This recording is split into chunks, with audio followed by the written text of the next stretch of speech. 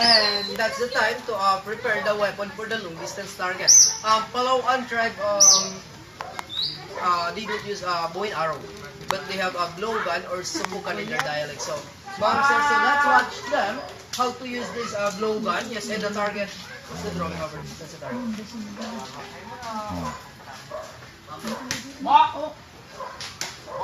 Sumpit. Kaya. For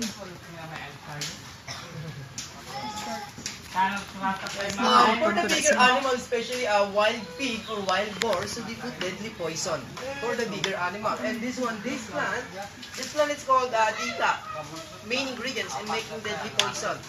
So they collect the sap or yung dagta and cook it with a slow fire. So once it hits, the poison is so powerful.